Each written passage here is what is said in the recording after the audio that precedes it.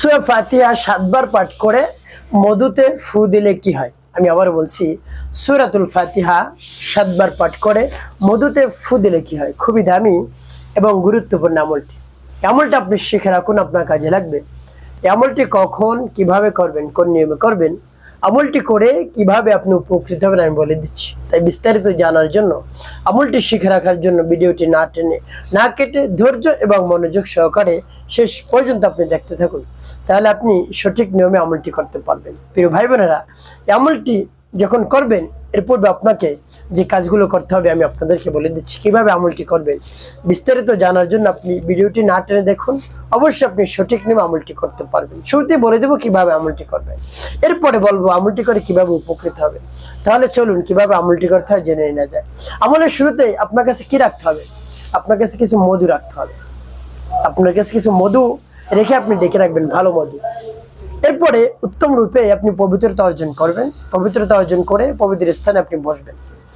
এরপরে সর্বপ্রথম আপনার জীবনের গুনার কথা স্মরণ করে ক্ষমা প্রার্থনা করবেন, হে আল্লাহ, আমার জীবনের সমুদায় গুনাহ খাতা গুলো মাফ করে দিয়ে আমার অন্তরকে আপনি পাক পবিত্র বানিয়ে দেন, এভাবে বলবেন। এরপরে 3 বার দুরূদ শরীফ সাল্লাল্লাহু আলাইহি ওয়াসাল্লাম সাল্লাল্লাহু আলাইহি ওয়াসাল্লাম সাল্লাল্লাহু আলাইহি ওয়াসাল্লাম ইস্তিগফার এবং দুরূদ শরীফ পাঠ করা হয়ে গেলে এরপরে আপনি সেই সূরাটি পাঠ করবেন, সূরাতুল ফাতিহা। প্রিয় ভাই বোনেরা, সূরাতুল ফাতিহার নাম কিন্তু সূরাতুল শিফা।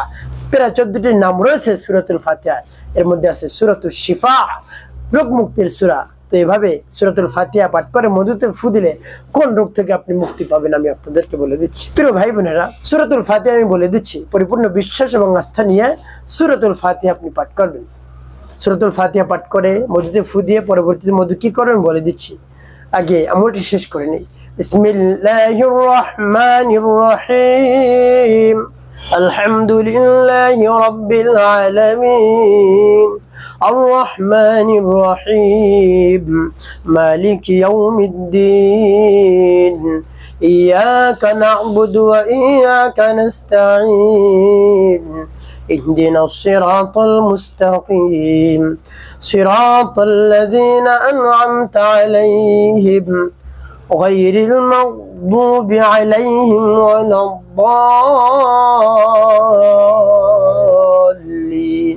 এভাবে যখন সূরাতুল ফাতিহা পাঠ করে যাবে একটি ফুমন, তারপর আপনি আবার পাঠ করবেন, আলহামদুলিল্লাহি রাব্বিল আলামিন, আর রহমানির রহিম, মালিকি ইয়াউমিদ্দিন, ইয়াকা না'বুদু ওয়া ইয়াকা নাস্তাঈন, اهدنا الصراط المستقيم صراط الذين أنعمت عليهم غير المغضوب عليهم ولا الضالين। পাঠ করে সবার তারপর আপনি মনে দরদ নিয়ে আবার পাঠ করবেন, আলহামদুলিল্লাহি রাব্বিল আলামিন, আর রহমানির রহিম, মালিকি ইয়াউমিদ্দিন, ইয়াকা না'বুদু ওয়া ইয়াকা নাস্তাঈন, اهدنا الصراط المستقيم صراط الذين أنعمت عليهم غير المغضوب عليهم ولا الضالين। পাঠ করে সবাই প্রিয় ভাই বোন কতবার এভাবে গুনে গুনে আপনি পাঠ করবেন 7 বার।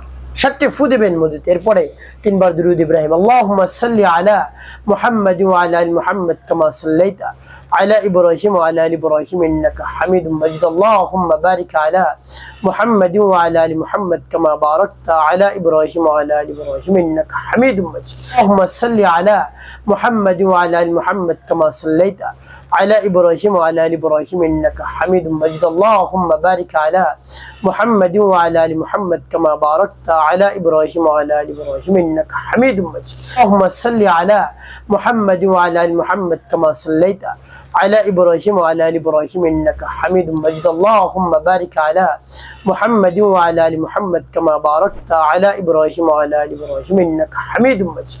এবার যখন দুরূদ ইব্রাহিম পাঠ করেছে মধুতে ফু দিন। তো প্রিয় ভাই বোন, আপনি আমলটি করা শেষ করে উদ্দেশ্যের জন্য আমলটি করলেন। আপনার শারীরিক যে দুর্বলতা থাকে, শরীরে শক্তি কমে যায়, দুর্বল হয়ে যান দিন দিন, তাহলে এভাবে আপনি আমলটি করবেন। শারীরিক দুর্বলতা ঠিক হয়ে যাবে, আপনি শক্তিশালী হবেন, কোনোভাবেই আপনাকে কেউ ঘায়েল করতে পারবে না। আপনি একেবারে অস্থির হয়ে পড়ছেন আপনার শারীরিক দুর্বলতার কারণে, কোনোভাবেই আপনার শারীরিক আর দুর্বলতা থাকবে না, শরীরের মধ্যে শক্তি চলে আসবে। আপনি যদি বিশ্বাস নিয়ে আস্থা নিয়ে এভাবে আমলটি করতে পারেন, দীর্ঘ সময় আপনি স্ত্রীর সহবাস করতে পারবেন। লজ্জা নেই, জানতে হবে দীর্ঘ সময় আপনি স্ত্রীর সহবাস করতে পারবেন, স্ত্রীকে তৃপ্তি দিতে পারবেন, কোনো সমস্যা হবে না ইনশাল্লাহ, আপনি যদি পরিপূর্ণ বিশ্বাস এবং আস্থা নিয়ে এভাবে আমলটি করতে পারেন। এখন বলে দেব কিভাবে আপনি এই মধু ব্যবহার করবেন। অল্প অল্প করে প্রত্যেকদিন আপনি খাবেন, সকালে খালি পেটে খাবেন, তারপর রাতে ঘুমোতে যাওয়ার পূর্বে আপনি অল্প কিছু মধু আপনি খেয়ে নেবেন, দেখবেন কাজ হয়ে যাবে ইনশাল্লাহ। এভাবে আমলটি শেষে রব্বি কারিমের কাছে আপনি দোয়া মোনাজাত করবেন, হে আল্লাহ, আপনি আমার শারীরিক দুর্বলতা আপনি দূর করে দিন, যত ধরনের সমস্যা রয়েছে আমার শরীরে সব ধরনের সমস্যা আপনি দূর করে আমাকে শক্তিশালী করে দিন। এভাবে বিশ্বাস নিয়ে বলবেন, অবশ্যই আপনার শরীরে শক্তি আল্লাহ রাব্বুল আলামিন দান করবেন। একটি কাজ করতে হবে, বাস আপনার নামাজ আপনাকে আদায় করতে হবে, মানুষের কল্যাণে খেদমতে কাজ করবেন, মিথ্যা কথা বলবেন না, তাহলে আপনার জীবন হবে সুখময় এবং শান্তিপূর্ণ ইনশাআল্লাহ।